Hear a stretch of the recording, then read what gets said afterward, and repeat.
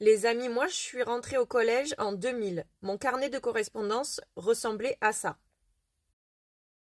Cette année, en 2025, les élèves du collège Paul-Éluard dans le Nord ont eu la surprise d'avoir un carnet de correspondance qui ressemble à ça.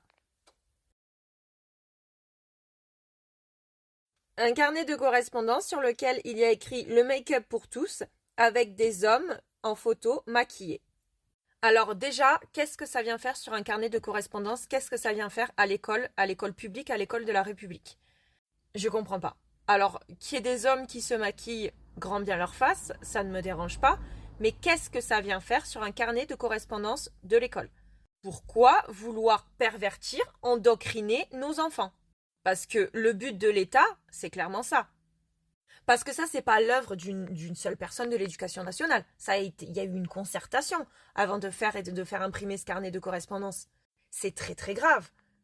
Moi, de mon temps, quand on allait à l'école, on nous apprenait les valeurs de la République. Aujourd'hui, visiblement, à l'école, on apprend à nos enfants que même si on est un garçon, on peut se maquiller. Ok, est-ce que c'est le rôle de l'école?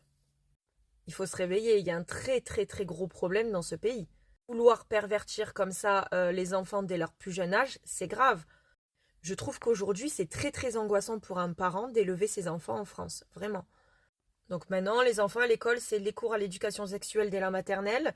Au collège, carnet de correspondance avec le make-up pour tous des hommes maquillés. Des drag queens qui viennent faire la lecture aux enfants de maternelle.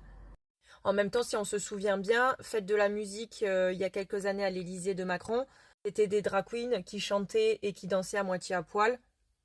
Est-ce qu'on est étonné que ça arrive à l'école? Pas vraiment. C'était la suite logique finalement.